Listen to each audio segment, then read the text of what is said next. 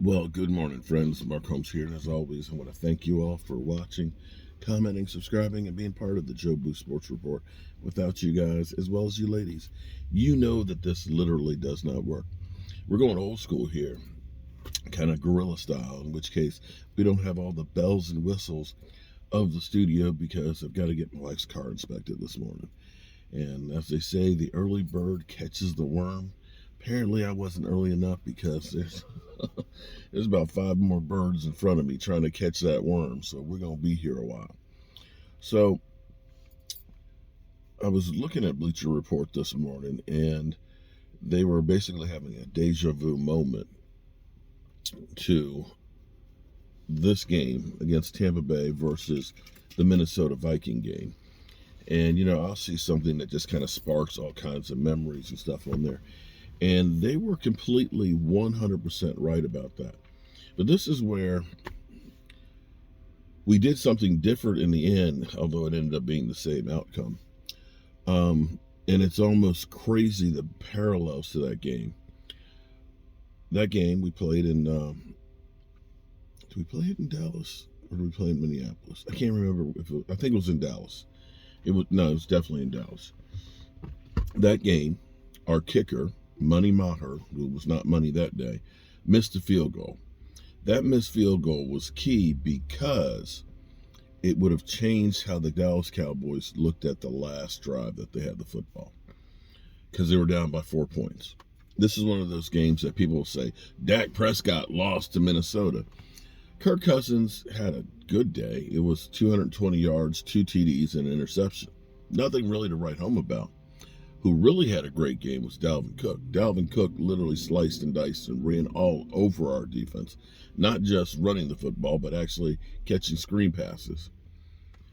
So what happened in that game is Zeke Elliott was not running the football at all. It was, like I said, this is a great comparison in games where you realize as the offensive coordinator, when you lose, it doesn't matter what you did. You were just wrong. You were just wrong. Zeke Elliott had 47 yards running. Dak Prescott, I want to say, had 397 yards, just 3 short of that 400-yard mark. 3 TDs, 1 interception. And here it is. The running game has not worked all day. It has not worked all day. They are flying down the field just with passing the football. That last drive, I want to say, started at the 5-yard line. Couple minutes left in the game. And so we're passing left and right, left and right, left and right. We get down into the red zone, and we must get a touchdown. We're down by 4 points. Had Maher made that field goal earlier in the game, you only would have needed a field goal to win. First problem. This is where field goals are important. And last night, it was funny because I had a person that said, well, the Cowboys, they were 1-4 in the red zone, which is true. They were 1-4 in the red zone because most of the time they were getting the passes deep in there, and you couldn't run the football. We didn't run the football at all. Zeke Elliott had 33 yards rushing. I think Dak Prescott had 13 on 3 carries, a guy who was coming off of ankle surgery. And I'll agree with you. We need to score better in the red zone, but that wasn't our problem. Had we made one of those field goals that were missed, the game's over. So we get down there. The Cowboys are moving the ball great. First down. After not being able to run the football all game, Jason Garrett calls a run. Boom. Zeke Elliott stopped for, I think, a 1-yard loss. Instead of saying, okay, we tried, they ran the ball second time.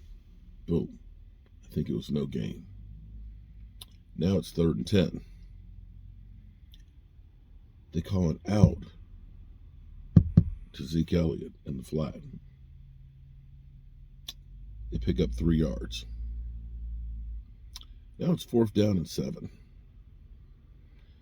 Incomplete pass. They got out of doing what was working because they basically said, our identity is running the football. And sometimes you have to go by the flow of the game. In the end, the team lost. People will say, well, Kirk Cousins beat Dak Prescott. That's the only game that Kirk Cousins has ever won going against the Dallas Cowboys, Dak Prescott. Football, more than you guys seem to understand, is a team sport. You need a really good quarterback. In fact, you need a great quarterback. But he can't do it all on his own. Now, here's the thing. Kellen Moore is getting lambasted by people because they say you should have run Zeke more. Reality was Zeke was under 2 yards a carry in that game. What Tampa Bay did was Tampa Bay made a bet. And here's the problem for defensive coordinators. When you look at that offense, you have to say, what are we going to try and take away from them? Because typically you put 8 men in the box, then you're dealing with the receivers. Are the receivers going to be worse on you than getting Zeke going? The gamble that Tampa Bay made was Dak Prescott has not been hit in 11 months. He's coming off ankle surgery, probably not knowing how that ankle is going to react, along with the shoulder. Let's put it on Dak Prescott and see if he is ready to play.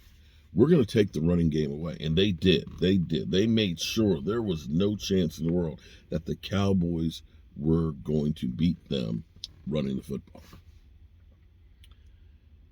And if you tried to run into the jaws of that thing, we would have had the same results as we did in Minnesota.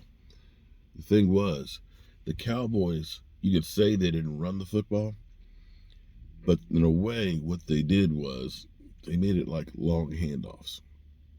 They used the screenplays. They used the quick outs, which in essence is kind of like a handoff. It's more of a high completion type play, and it will keep you more one-on-one matches.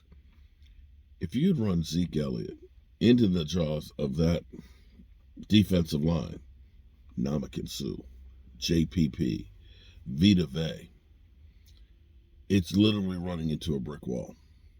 Doing that will kill your running back. You won't get the success and the yards that you think you're going to get. And it's going to put you in more third and long situations. To me, in that game, they called a good game. But calling a good game, it's still got to be executed. And when you take in there missed opportunities with field goals, the game itself, to me, you could take almost any game and you could point to a couple of things that make the difference, even in blowouts. Game-changing plays. The CeeDee Lamb tipped interception. That play right there, that play was a killer. To give Tampa Bay that first down, that close in, that easy of a score, was a backbreaker. You could take the Anthony Brown on Antonio Brown, that stop and go that Antonio Brown literally left Anthony Brown's jockstrap on the field. That was a backbreaker. The missed field goal early in the game. Demoralizing because your team had gotten all the way down there. Great drive to end up with nothing. 3 plays. Any one of those 3 plays, or actually I'll give you a 4th one. The no call on the pass interference. Any one of those 4 things. It's kind of like in Boy Scouts we were taught.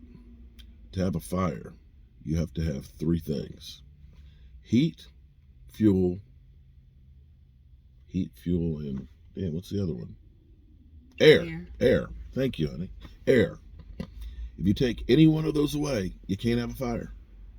Any one of those. So, missed field goal, CeeDee Lamb, Anthony Brown on Anthony Brown, or the no call. You take any one of those 4 away, Cowboys get a win. Deja vu. I'm not going to kill Kellen Moore. Kellen Moore was actually ballsy to do what they did. in that game. You can second guess them all you want, but you weren't running against that defense. And for people that are saying Zeke sucks, if it weren't for Zeke in that max protection, the way the Tampa Bay Buccaneers were coming against him, we don't have a quarterback the rest of the season.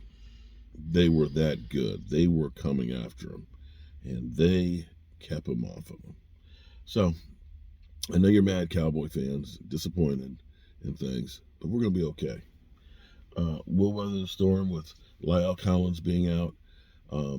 This will be 23 games straight that we haven't had our big three offensive linemen playing together. Just can't seem to get that going anymore. Michael Gallup will be out 3 to 5 weeks. We've got the bye week, week 6, and we'll be getting back Neville Gallimore. So, I'm not mad. I'm not upset. I'm ready for some more football. We'll talk about this afternoon. I'll have D2 Stu, a.k.a. Mr. Wolf, and, of course, Brother Roz,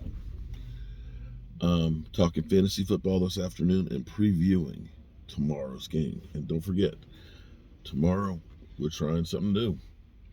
If you like Red Zone, because we got a little taste of Red Zone, okay, although we can't show highlights, we can talk about it. If you like Sports Center, okay, take a little Sports Center, and if you like hanging out, say at like Buffalo Wild Wings with the friends, that's what we're doing tomorrow. We'll be live streaming starting at 1 o'clock. We'll be watching the Giants taking on the Denver Broncos, and we know the Giants have no offensive line, so I think Von Miller's going to feast. He's going to feast, okay? And then, of course, we were watching the Washington football team, hopefully softening up the, and I want to say San Diego, because there's no reason for the Chargers to be in L.A. Hopefully softening up the Chargers for us to play next week, and then we'll roll into watching the New York stinking Giants in the evening game. So join us in. Drop a comment. Leave a thumbs up. Say hello. We're going to have fun. Football is back. Yep. Yeah. Only about another hour to go here. I'll see you guys later. Peace.